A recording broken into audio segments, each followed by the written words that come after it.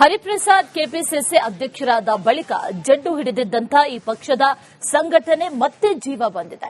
DK Shivakumar ಸಂಪುಟ ವಿಸ್ತರಣೆ ಮಾಡೋದಕ್ಕೆ ಕಸರತ್ತನ್ನ ಕೂಡ ನಡೆಸಿದ್ದಾರೆ. ಕ್ಯಾಬಿನೆಟ್ ರಚನೆ ಬಳಿಕ ನಿಗಮ ಮಂಡಳಿ ಸೇರಿ ಕಾರ್ಯಕರ್ತರಿಗೆ ಸ್ಥಾನಮಾನ ಸಿಗುವಂತ ಲಕ್ಷಣಗಳು ಕಾಣಿಸ್ತಾ ಇದೆ.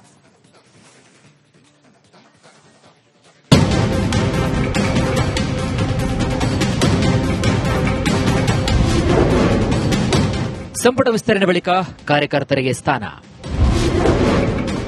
ಪಕ್ಷಕ್ಕೆ ದುಡಿದವರಿಗೆ ನಿಗಮ ಮಂಡಳಿ ಭಾಗ್ಯ.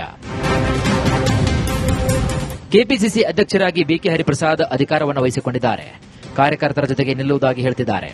ಪಕ್ಷ ಸಂಘಟನೆಗೆ ಕೈಜೋಡಿಸುವಂತೆ ಹರಿಪ್ರಸಾದ್ ಮನವಿ ಮಾಡಿದ್ದಾರೆ. ಇದೇ ವೇಳೆ ಕಾರ್ಯಕರ್ತರ ಪರ ಬಹಿರಂಗವಾಗಿ ಬ್ಯಾಟ್ ಬೀಸುವ ಮೂಲಕ ನೆನೆಗುದಿಗೆ ಬಿದ್ದಿರುವಂತಹ ನಿಗಮ ಮಂಡಳಿ ಅಧ್ಯಕ್ಷ ಸ್ಥಾನ ಮತ್ತು ಹಲವು ನಿಗಮಗಳ ನಿರ್ದೇಶಕ ಸ್ಥಾನಕ್ಕೆ ಕಾರ್ಯಕರ್ತರ ಆಯ್ಕೆ ಮಾಡಬೇಕು ಅಂತ ಒತ್ತಾಯಿಸಿದರು. ಈಗ ಸಚಿವ ಸಂಪುಟ ವಿಸ್ತರಣೆ ಬಳಿಕ ನಿಗಮ ಮಂಡಳಿಗಳ ಅಧ್ಯಕ್ಷರು ಬದಲಾವಣೆಗೆ ಆಗುವ ಸಾಧ್ಯತೆಗಳಿವೆ. ನಮ್ಮ ಜಾತಿ ಕಾಂಗ್ರೆಸ್ ಪಕ್ಷ ಅಂತ ಹೇಳಿ ಧೈರ್ಯವಾಗಿ ಹೇಳಿ ನಾವು ಮುಂದೆ ಹೋಗಬೇಕಾಗುತ್ತೆ. ಯಾಕಂದ್ರೆ ಕಾಂಗ್ರೆಸ್ ಪಕ್ಷದಲ್ಲಿ ಯಾವುದೇ ಈ ರಾಷ್ಟ್ರದಲ್ಲಿ ಯಾವುದೇ ಅಧಿಕೃತವಾದ ಧರ್ಮ ಇಲ್ಲ. ಈ ದೇಶದಲ್ಲಿ ಎಲ್ಲ ಧರ್ಮವೂ ಸಹ ಅವರ ಧರ್ಮವನ್ನು ಆಚರಣೆ ಮಾಡಲಿಕ್ಕೆ ಅವಕಾಶ ಸಂವಿಧಾನದಲ್ಲಿ ಮಾಡಿಕೊಟ್ಟಿದೆ, ಕಾಂಗ್ರೆಸ್ ಪಕ್ಷ ಮಾಡಿಕೊಟ್ಟಿದೆ. ಯಾರಿಗೂ ಸಹ ನಿರ್ಬಂಧ ಇಲ್ಲ. ಯಾವುದೇ ಧರ್ಮ ಆಚರಣೆ ಮಾಡಲಿಕ್ಕೆ ಯಾರಿಗೂ ಸಹ ನಿರ್ಬಂಧ ಇಲ್ಲ. ಯಾವುದೇ ಭಾಷೆ ಮಾತಾಡಲಿಕ್ಕೆ ಯಾವುದೇ ನಿರ್ಬಂಧ ಇಲ್ಲ. ಕಾಂಗ್ರೆಸ್ ಸರ್ಕಾರ ಅಧಿಕಾರಕ್ಕೆ ಬಂದು 3 ವರ್ಷ ಆಗಿದೆ. 2.5 ವರ್ಷ ಹೇಗೆ ಸಿಎಂ ಬದಲಾವಣೆ ಎಂಬ ಮಾತಾಗಿತ್ತು. ಅದೇ ರೀತಿಯಲ್ಲಿ 2 ವರ್ಷಕ್ಕೆ ನಿಗಮ ಮಂಡಳಿಗಳ ಸ್ಥಾನ ಬದಲಾವಣೆ ಮಾಡುವ ಭರವಸೆ ನೀಡಲಾಗಿತ್ತು.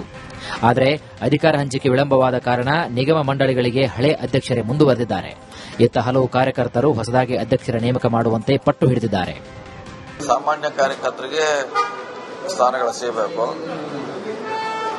ಅವರಾಗೆ ಬಂದು ಕೇಳೋದಲ್ಲ, ನಾವಾಗೆ ಹುಡುಕಿ ಕೊಡುವಂತ ಪರಂಪರೆ ಕಾಂಗ್ರೆಸ್ಲಿ ಪ್ರಾರಂಭ.